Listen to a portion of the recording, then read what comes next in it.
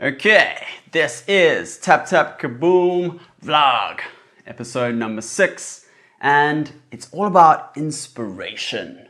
But before we get into inspiration, let me tell you about 2 or 3 things. The first thing is that, my 100 characters or 100 web characters 100-day project is almost complete from last year. I did the 100 days, fantastic, but then I decided to handwrite every single day. So character plus handwriting. And oh my goodness, it has taken a long time. And then I had to try to figure out how to get into a book format. I'm using this platform called Ingram Spark. It looks pretty cool, but I've had to learn a lot about it. I've had to learn how to use InDesign. I've had to learn how to make books, which I've never really done before. I've written a book before, but it's not been a real physical book, which makes me super excited. And doing this hand drawing kind of stuff and looking at this, this 100-day project that I did last year, it's made me super excited to do more illustrating. And I think a couple of weeks back, I realized after listening to some of Andy J. Pietz's podcast that I may actually be somebody who creates stuff for kids. I often show my friends like, look at this, or isn't this little thing cool? And they're like, yeah man, that's like a toy for kids. And I'm like, it's amazing.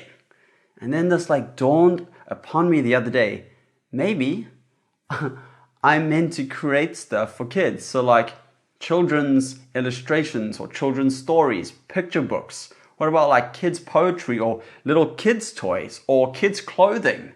Have you seen how cool that stuff is? Like little backpack or something like that. So I'm going to start exploring that more after this project.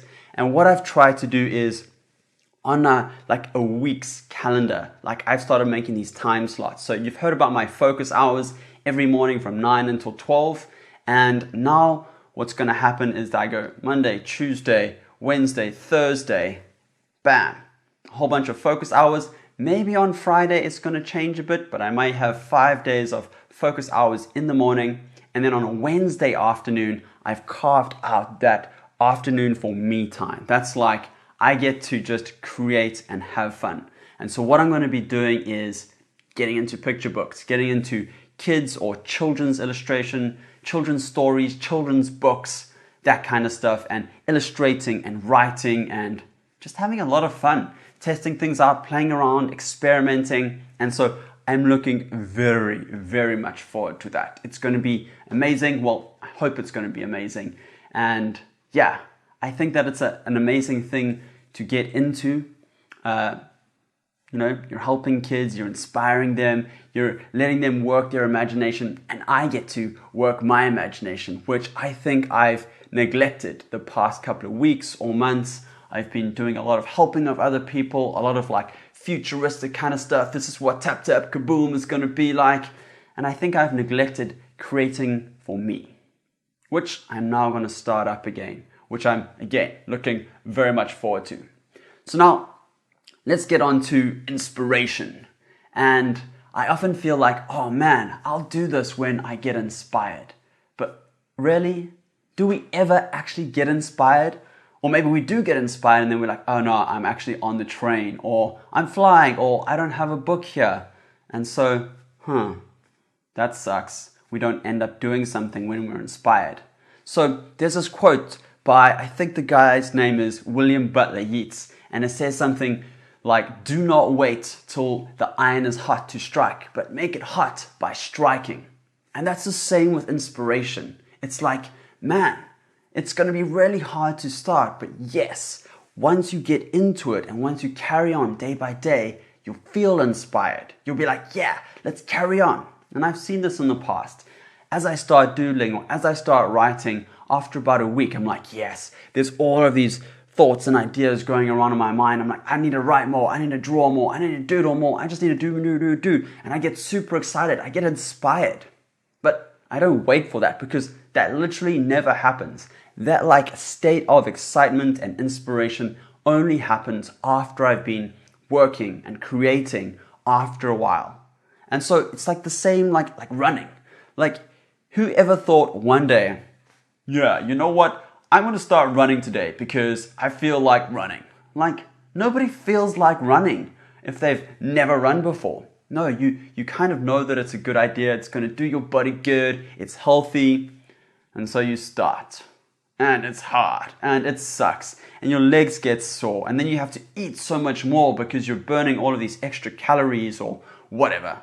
But then, maybe after a week or 2 weeks, you're like, yeah, I feel inspired to run. It makes me feel so much better. All of those endorphins start working and kicking in. You're like, yes, I need this stuff. And so it's the same with creating. You don't feel inspired to create until you've done a bunch of creating. So the flip side of this is like, yeah, cool. Well, we can't actually wait to create until we get inspired. That didn't make any sense. How about this? We can wait to get inspired before we create. Yes, there we go. Because that means that we do a bunch of like preliminary creating that makes us inspired. And then once we're inspired, it inspires us to do more creating, which then brings us to being inspired to do more creating. But it's that initial like, how do we get from not being inspired to being inspired? And that's how we make the iron hot by striking. We just do the work. We pitch up, we spend 10 minutes or half an hour or an hour. Sometimes it's hard. Sometimes you get inspired like that. And so I want to encourage you to make it hot by striking. Get into whatever you want to do. Don't wait for inspiration to strike. It's almost like waiting for the lottery to just, bam, happen. So yeah, have an awesome week. You rock and be inspired. Or get inspired. You know what I'm saying. Okay, bye.